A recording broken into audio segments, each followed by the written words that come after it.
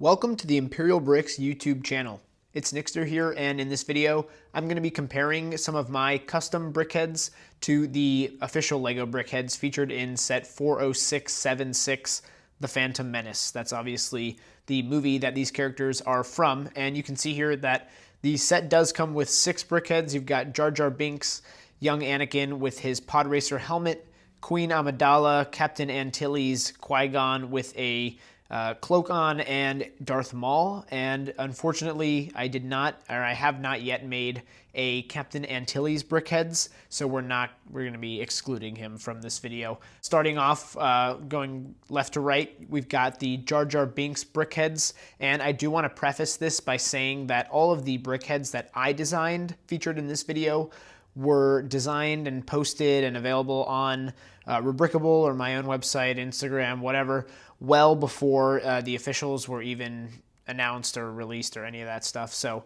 mine did come first, just to set the bar. And I also want to mention that I obviously didn't use any printed pieces on my BrickHeadz. These are all designed to be made fully out of actual Lego bricks, except for, of course, the prints for the eyes, because that's kind of what make these BrickHeadz. So looking at the Jar Binks right here, you can see mine, I've got a brown vest for Jar Jar versus the dark tan. We'll look at an actual picture of Jar Jar in just a second, but looking at the actual rest of the design, besides that one color there, you can see I've got slightly higher eyes on my Jar Jar. The ears are a little bit of a different design. I didn't want any the underside of any plates showing like that, so I've got some sideways brick building, and I've also got, of course, the brick built vest, and the feet on mine are not 2x3 plates. I think that's a little bit too much at the time. I think there was the Donald Duck BrickHeadz that also featured these really big feet, and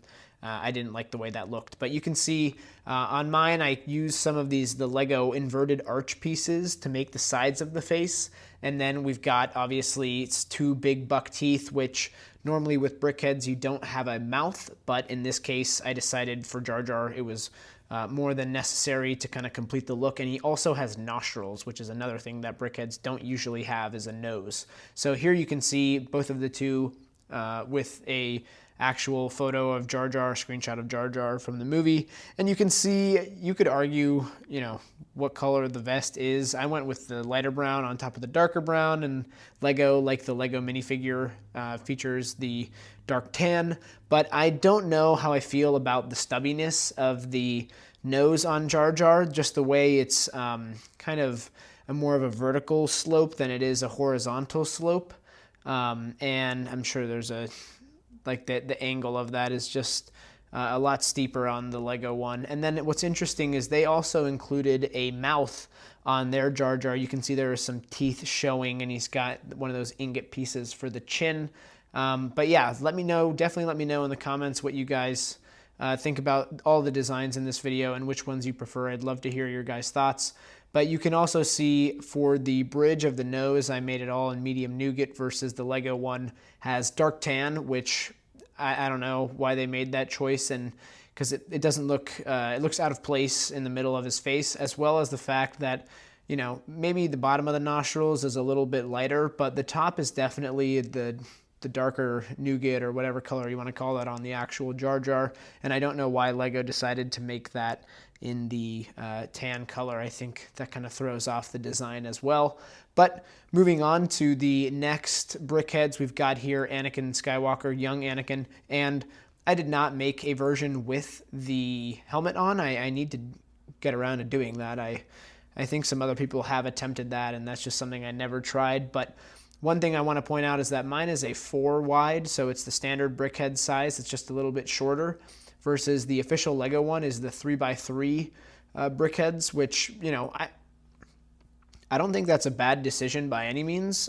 It just gives you less room to work with when you're trying to add more detail to this kind of character. So obviously they have the helmet. I think the helmet turned out really well. Obviously a little bit easier to do when you have the kind of odd number for the slope there, but it is a little blocky on the top. The sides, I think, look really clean. I also think it's funny how they did the goggles with the telephone piece. But the torso, as you can see, is very lackluster, in my opinion. It's just 3 plates, which I'm not even sure why they couldn't have done a 1x3 brick. Would have looked a little bit cleaner. But on mine, you can see I tried to kind of exaggerate the fold that goes, that's kind of in his shirt. You know, it goes from the top left to the bottom right. And then, of course, we both have the belt. And then mine has just Anakin's standard hair look without the helmet on. Next, we've got the Queen Amidala BrickHeadz. The first thing I want to point out with mine is that although it might look like it has a bigger base, the height of the head is the same distance from the ground as every other standard BrickHeadz. The arms are also in the same standard position for BrickHeadz arms. But besides that, one thing I didn't like a lot about the Lego one is that it's got black details for the hair area and the trim on the bottom of the dress. You can see here in movie, she has obviously dark brown hair, dark brown on the sleeves, and dark brown along the bottom of the dress. But even on the official Lego minifigure, you can see that they use dark brown. So again, really, I'm questioning that decision. But I also want to talk about the shape of the hair, which I think the Lego one, obviously they're going for that blocky look, which I can appreciate, but I think it doesn't capture it as well as the rounded off quarter pieces that I used. And then another thing worth mentioning is instead of putting a gem in her forehead, they just used a Lego stud. Obviously, they've got the printed tile for the part on the front of her dress, which is going to, of course, look more accurate. You can't really beat them at that. I have a brick built solution.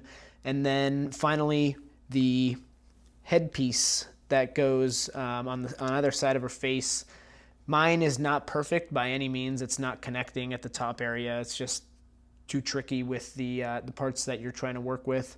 But the Lego one, it feels like they almost gave up because it doesn't even go above the hairline, which is interesting again because you can see on the in-movie that's how it goes, and then even on the Lego one you have that part that kind of sticks up and goes over the back of the giant shape that is her hair. And next we've got Qui-Gon Jinn. Like I mentioned, he's wearing the brown cloak on top of his Jedi robes. Mine does not have the cloak. And you can see they used a print for the Jedi robe that he's wearing. Mine, I went all brick built on this one.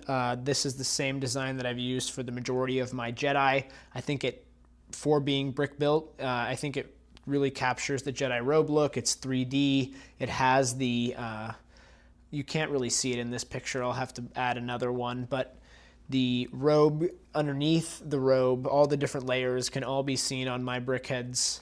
You can even see here, like with this Anakin one, how you can do all the different layers. And then, of course, we've got the long hair coming down over his shoulder, as well as the beard on the side of his face.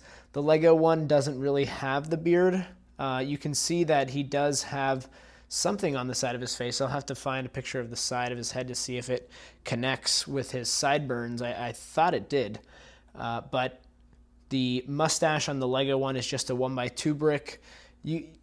There's nothing wrong with that. Mine, I went for a much bigger, more cartoonish mustache. I thought that made sense for BrickHeadz. And then I do have a little bit of the beard underneath, of course, as well. And finally, we have also wanted to show Obi-Wan next to Qui-Gon because I have done Obi-Wan in the past. You can see the Jedi braid over his right shoulder there and the spiky hair, same Jedi robes. But here we've got Darth Maul, and this was one that I really struggled with at first, but I'm glad that I pushed through and tried to make it fully brick built because I think the brick built one actually looks really good, and the official Lego one, obviously they're going to go with the printed tiles. Nothing wrong with that. They do look fine for Darth Maul. One thing I really don't like is how the horns they're a little bit too stubby in my opinion. I think they just went the easy way with that because of course you could have done the cow horn look, which of course Lego can make whatever parts they want. So there's that. The one thing they did do really well is the eyes are much more accurate than how mine uses just the plain BrickHeadz eyes. But finally, the robe on Darth Maul is just very lackluster. The belt with the grill pieces is super lame, and I think that again, of course, I am going to be biased. The Darth Maul robe on mine is a lot more interesting to look at. And then, of course, also, I would argue that the brick built, I think, seeing it next to the official Lego one, I think, I captured it pretty well. And then, of course, it is tricky because I have that quarter round 1x1 where his nose should be, so it kind of looks like a nose, but I was just trying to give the tattoo on his face some more continuity. You can see the Lego one just has a big orange spot in the middle of his face. But here are the 3 Darth Mauls that I've done. I wanted to show in the past, I did have a set where I sold the Darth Maul with the hood. Then you can see in the middle, the cow horn piece is what that's originally supposed to be. I want to say after, like a year after I made the Darth Maul BrickHeadz, became a lot more widely available. But before that, I had used to try to recreate him with the horns, I had used the kind of an illegal technique to hold the claw piece with clips vertically around the top of his head, which I think looks pretty good.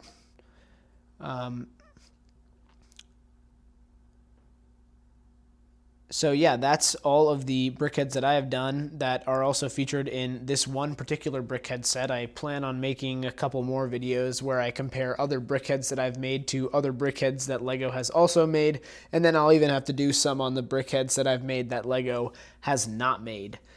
That's all for this video though. Of course, if you enjoyed watching, please leave a like, be sure to subscribe, and go check out ImperialBricks.com for all your official Lego Star Wars minifigure needs.